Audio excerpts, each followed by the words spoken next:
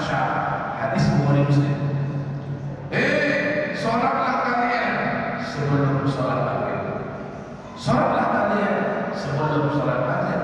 Sholatlah kalian sebelum sholat maghrib bagi yang maunya. Berarti apa?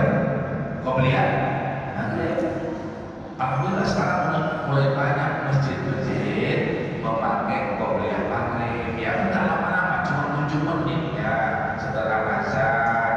Membantu juga yang baru keluar kantor, bisa dia ikut berjamaah. Yang masih wudu, bisa dia ikut ke masjid. Kenapa? Ada qobliyah maghrib. Nah, dia maka dilupakan kalau nggak pakai qobliyah maghrib bermasbukan banyak orang kan.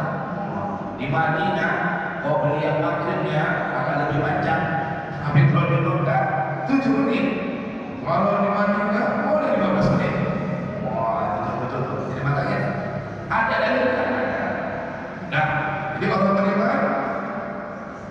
beriman sama Allah, selalu melaksanakan sholat. Yang ketiga, wa mimma razaqnahum yunfiqun, dari apa yang kami rezeki dibelanjakannya pada Allah, dinafkahkannya sedekah. Maka artinya zakat, zakat ya. Gak sanggup zakat, infak sedekah.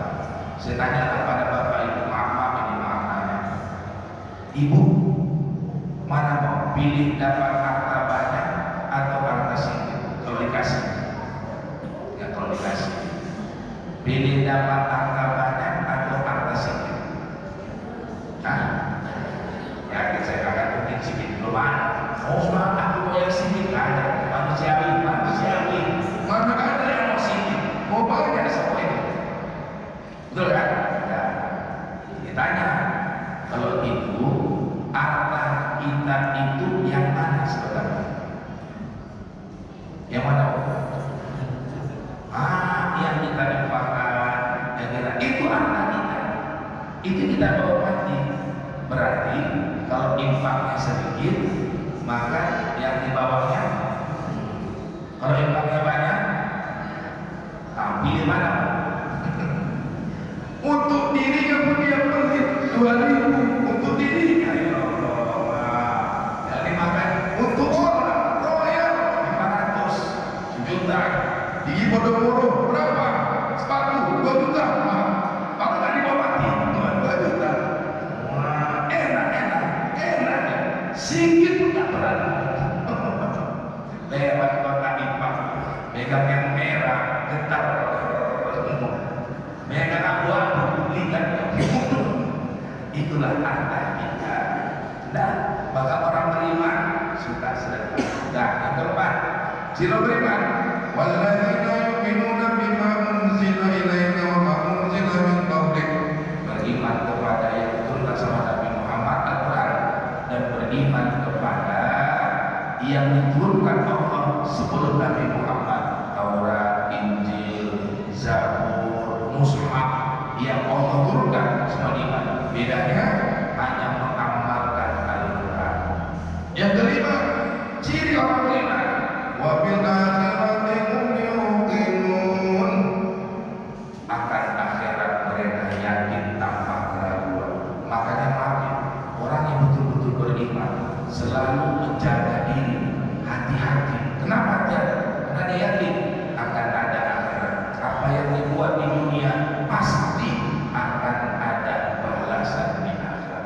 Makanya di ujung ayatnya kata Allah, ulaika ala hudan min rabbihim wa ulaika humul muflihun.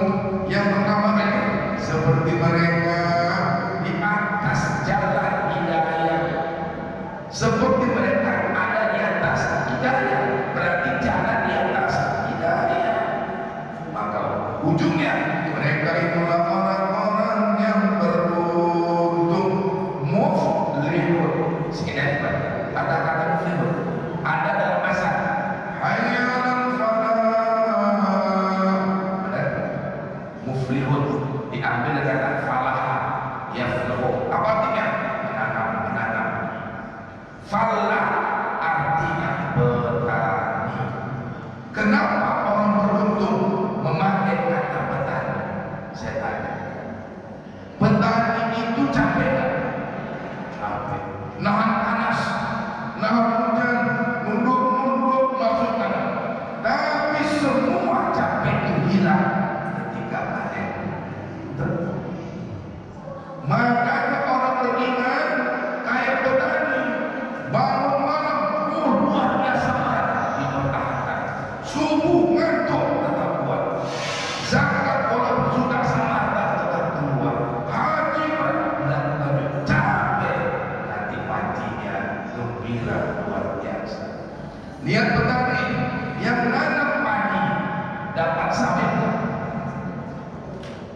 tadi. Nah, namanya padi. Dapat sawit? Mana dapat sawit? Nanam padi hasilnya padi. Nanam sawit hasilnya sawit. Nanam timun hasilnya apa ini?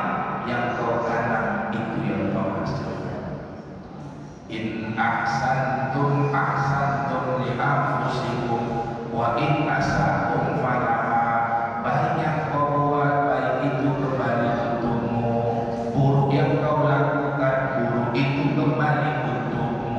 Maka semua yang kita buat kembali pada pelakunya. Ini hari kita sholat, sholat dibalik sama kita.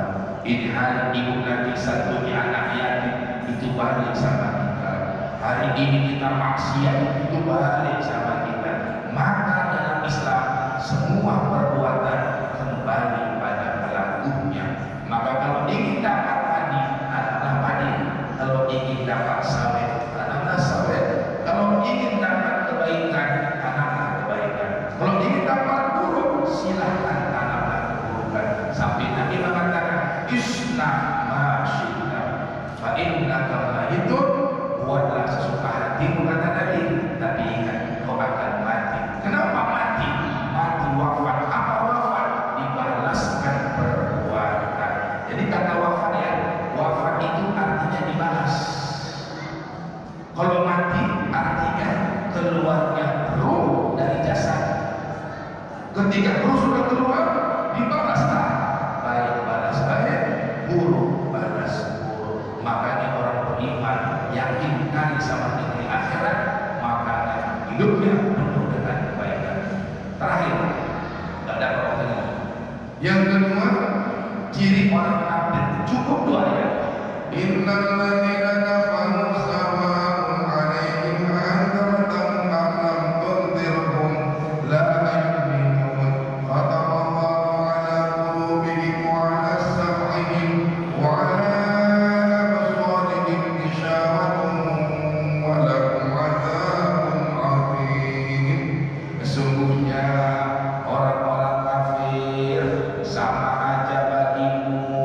Kau beri dia peringatan atau dakwah, tak kau beri dia peringatan atau tak mendakwahnya, sama saja mereka tidak akan beriman. Nah, ini kalau kita salah paham nanti bahaya. Ini ya, Allah katakan sesungguhnya orang-orang kafir kau kasih peringatan, kasih dakwah, tidak kau kasih peringatan, nggak kau dakwahkan, sama saja mereka tidak akan beriman. Pertanyaannya, kalau pakai ini ayat, mungkinkah orang kafir beriman? Enggak kan? Faktanya, adakah orang kafir yang masih Islam? Ada. Sementara ini Allah katakan orang kafir kau kasih dakwah, enggak kau kasih dakwah, tidak akan pernah beriman. Tapi faktanya ada. Ayo, di mana ini yang agak nggak cocok? Nggak mungkin ayat salah, tapi fakta pun ada. Nah, ini pemahaman yang tafsirnya. Kafir di sini ada dua. Orang kafir. Apa itu kafir? Kafir itu artinya menutup.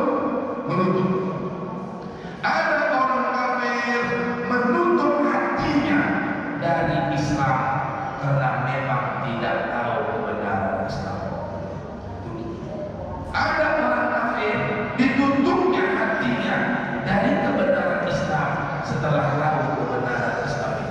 Tapi kalau maka yang dikatakan Allah, orang kafir yang tidak akan mungkin mu'alaf, yang tidak akan mungkin dia sudah tahu kebenaran tapi tak mau diterimanya, itulah makanya selamanya Allah. Siapa contohnya? Yahudi, Abu Jahal, Abu Lahab, depan mereka Rasul, mukjizat nampak mereka, kebenaran depan mata mereka, tahu mereka benar, tapi hatinya ditutupnya, tak mau diterimanya. Maka ini kata Allah, tak akan beriman. Paulus, tahu tak namanya? Kita tahu.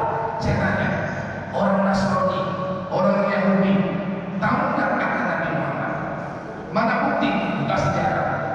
usia Nabi 12 tahun, itu kan dibawa pamannya Abu Thalib untuk berdagang ke Syam, Jordania, Lebanon, Palestina dan Suriah. Lalu lewat sebuah kampung namanya kampung Buhairo. Ada pendeta namanya Bahiro tinggal di kanisa, kanisa gereja. Dari jauh dilihatnya, ada awan yang selalu berjalan menaungi kafilah yang berjalan. Dilihatnya ada pohon yang menunduk ketika kafilah itu berjalan. Dibuka Injilnya, dia buka Tauratnya. Maka sesuai kitab yang kubaca, Nabi terakhir sudah datang. Berhentilah Abu Thalib, Tuhan, singgahlah sebentar